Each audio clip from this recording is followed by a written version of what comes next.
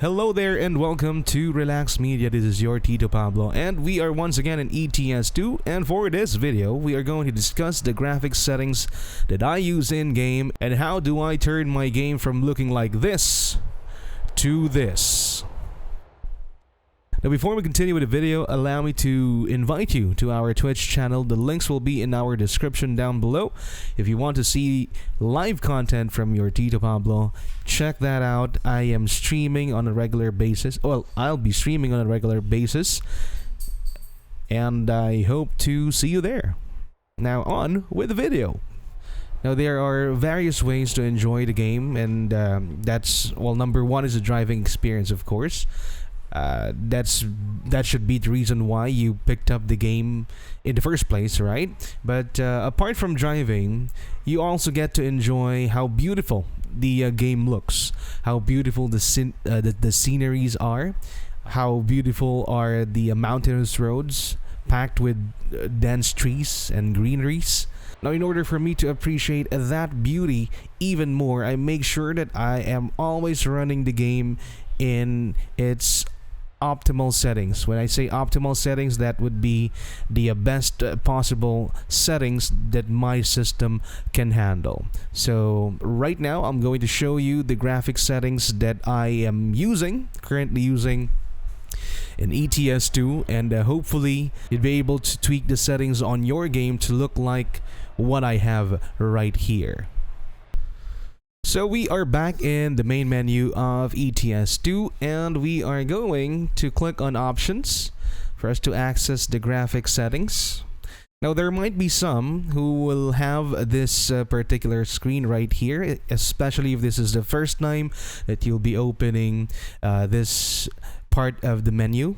So in order for us to get the best look possible for ETS2, we need to be on advanced settings for us to push those settings even further. Okay, so click on advanced settings. So the resolution that I have currently recording on is 2560 by 1080p, but the canvas resolution I'm using with OBS is only 1080p, the regular 16 by 9 aspect ratio. That's the reason why you will be seeing letterboxing on your screen. Refresh rate 60 Hz, that's the most that my monitor can go. Vertical sync or V-sync is always enabled for me, for us not to have those annoying screen tearing. Scaling, this is the most important setting under the graphic settings of the game, and possibly any other games. Alright, so scaling makes the image of the game sharper, and it basically makes everything look better. Okay, so I would normally go 400% under scaling, but of course be warned, because different systems might react to this differently, right?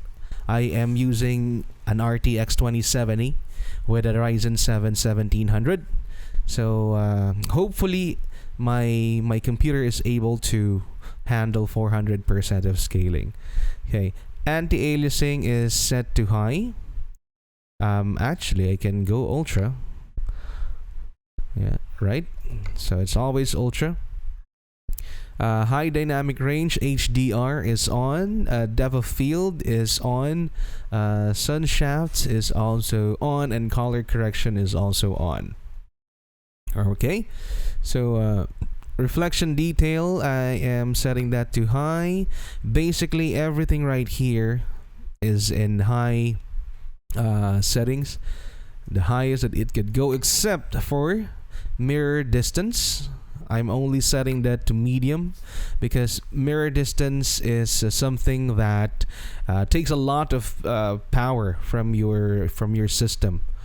Basically mirror distance, this setting is the one that sets how far behind is a specific object visible on your side mirrors. Alright, texture quality is high. Anisotropic filtering is also set to maximum. And basically everything is in the highest setting possible except for mirror distance. But always remember that you can absolutely enjoy the beauty of the game even with disabled anti-aliasing for as long as you don't mind jagged lines, jagged edges, or jagged cables. For as long as your scaling is at 400%, your game would definitely look amazing. Okay, so let's apply these settings. So this would always be my graphical settings in ETS2. Well, actually also in ATS. All right, now. Okay, all right. So that's how 400% scaling looks. All of the small details are quite crisp. It almost looks real. All right. Now we are going to compare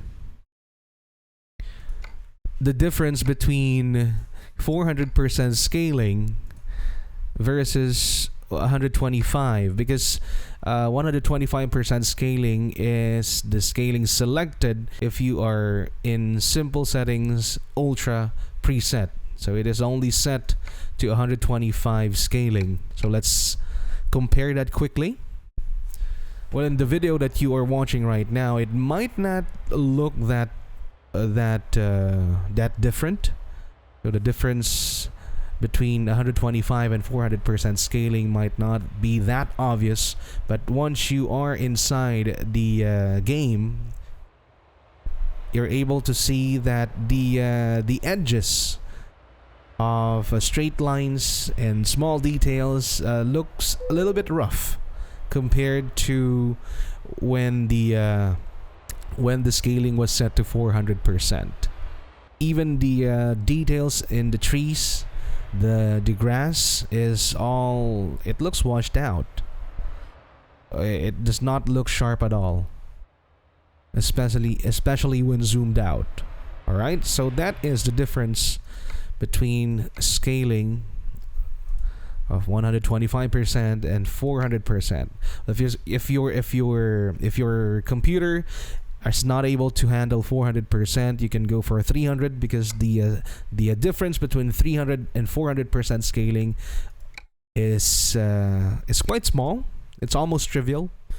So that is basically the graphic settings I use for ETS2 and also ATS. Remember that ATS and ETS2 are sharing the same engine, so the settings that you have on ETS2 could also be applied for ATS. Now the only thing that we are missing from this look is, of course, reshade and some reshade presets.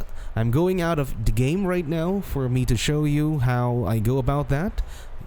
Alright, so here we are in Microsoft Edge, and we are at reshade.me. That's reshade.me.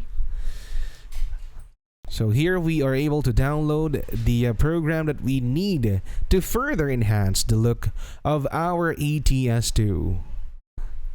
Alright, so just click on download Reshade. As of this time, the current version is 4.6.01. Click on that, and please do note that Reshade is also compatible, or it will also work with ATS.